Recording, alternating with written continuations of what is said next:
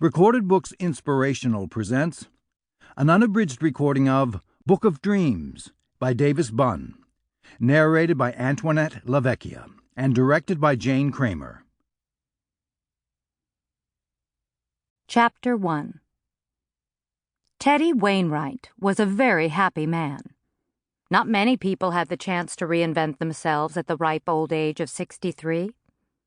He finished typing his resignation, hit the send button, and gave a satisfied sigh.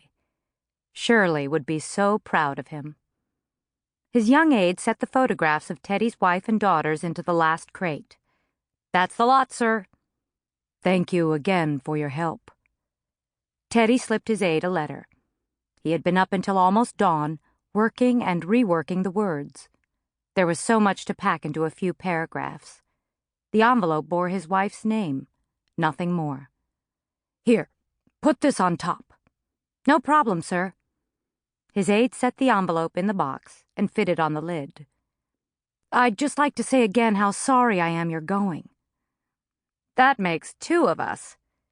His secretary of 19 years walked through his open door and waved the multiple copies of his formal resignation. "This is so hot it must be radioactive." Teddy Wainwright signed each letter in turn. "This is also a long time coming." "Your daughter's on the phone." "Put her through." He reached over his desk and shook his aide's hand. "I wish you every success in your new position." "I could come with you, sir. Matter of fact, I'd like to." "You're better off here." Teddy had rewarded the young man's loyalty by promoting him to a junior vice presidency. "The legislation required to formally start the Financial Oversight Commission is months off. Until then, I'll be cooling my heels in Washington, which is why I haven't even invited my secretary to join me. Yet." "I'm a patient guy. You should know that by now." "If or when things get going, I'll give you a call. See if you're still interested." Teddy lifted the receiver, waved his former aide through the door, and said to his elder child, "Perfect timing." "You really did it?" "The letters are winging their way to the board and the papers as we speak." "Mom must be so thrilled." Teddy Wainwright turned and stared at the spot where his wife's photograph had sat since he had become president of the Centurion Bank 7 years earlier. His throat was so tight he found himself unable to respond. His daughter asked, "When are you giving the speech?" Teddy checked his watch, though there was no need. He had been counting the minutes for a month, longer. 5 hours.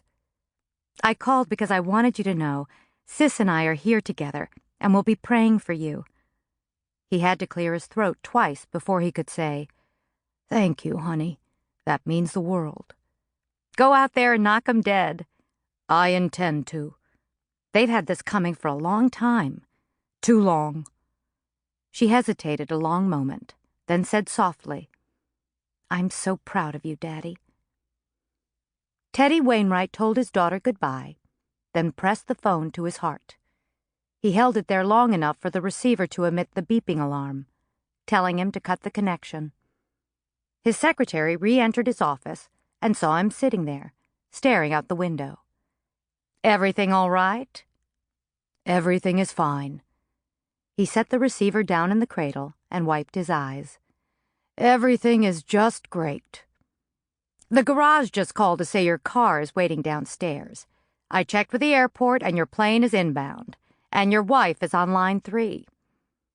Teddy Wainwright rose from his chair, plucked his suit jacket from the back of his door, and slipped it on.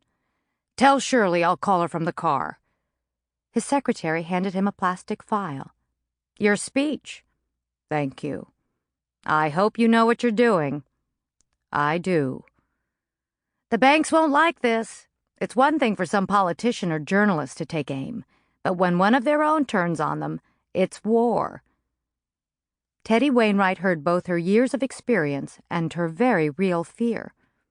But all he felt was the same sensation as the previous evening, kneeling on the floor of his home office. The strength he had known at that point, the conviction, the certainty.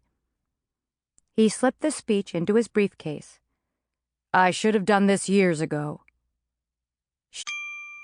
Sample complete. Ready to continue?